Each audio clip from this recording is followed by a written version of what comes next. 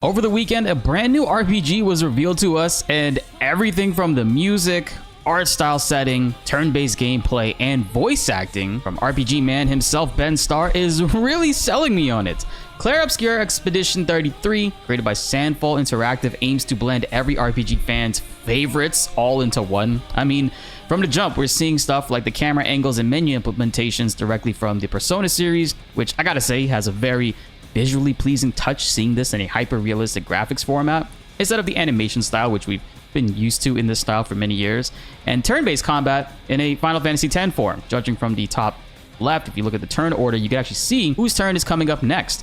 I'm even seeing QTE prompts reminding me a lot of Legend of Dragoon and many others. And the best part about all of this is that it's coming to Xbox as well as Game Pass, PS5, Epic Games Store, and Steam next year in 2025, which you can wishlist right now. There's a lot of cool details in this video that you guys are not going to want to miss out on, so hit that subscribe button and notification bell to stay up to date on all the latest for this game and many others. Help raise that 38% even higher, because we got a lot to talk about, man. I'm seeing some really cool stuff in these gameplay trailers, and I can't wait to dissect it with you all further in this video. As of right now, there's no telling the exact number of party members that will be playable in the game. On the front cover, we could see 5 characters, and in the trailer, it does seem like they have a fairly large group joining with them for this journey. But I doubt they all will be playable or even make it that far into it. Let's be real. The energy and the vibe surrounding this game seems to be a lot of despair.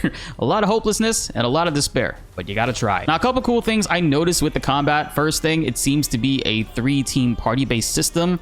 If we seemingly have 5 members, we can customize a party comp between them, I hope. Now, of course, it's very interactive. I mean, they describe the game as a brand new reactive turn-based RPG. You're not just selecting a move and then they're executing it like old school turn-based.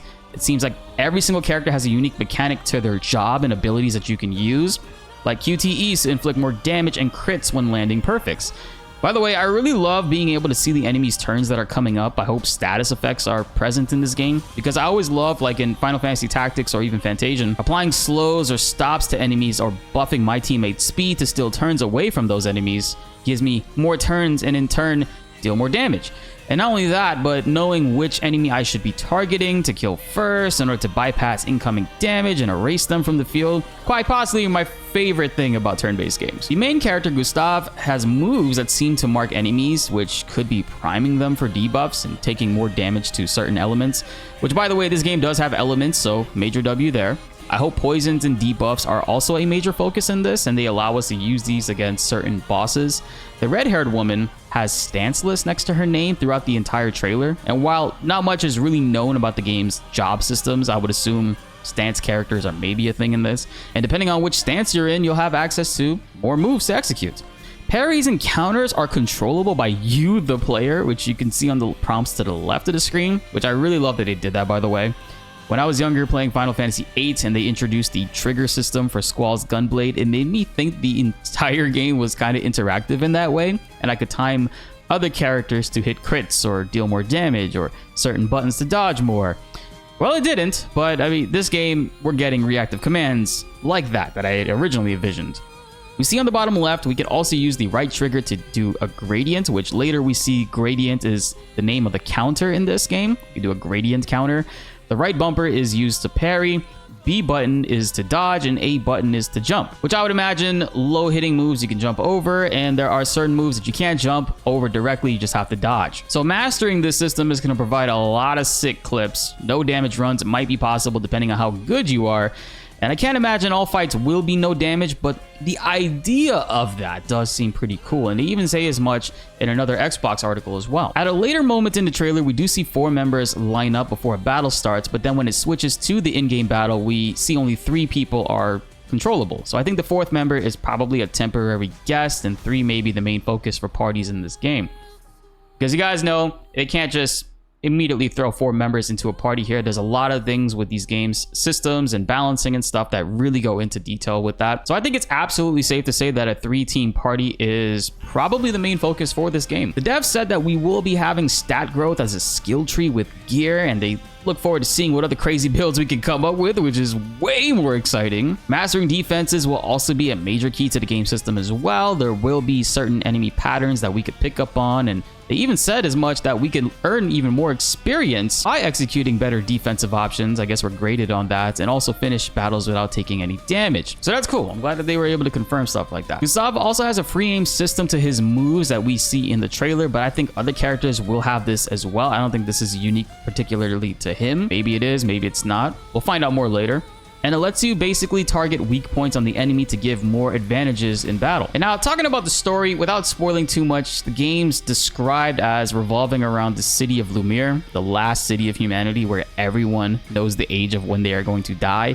The main villain, which is the Paintress, awakes and paints a number seemingly every year. This represents the age of everyone who will be erased. Year by year, the number does tick down, more people will die, and the members of Expedition 33, they are all 32 years old, meaning they have 1 year until they die. So they're basically fighting on as the last hope against all of this. And I do have a theory, so potential spoilers here, guys, just ahead, in case if I'm right about anything here. Towards the end of the trailer, we do see the red-haired woman covered in blood, screaming, crying in front of the monolith.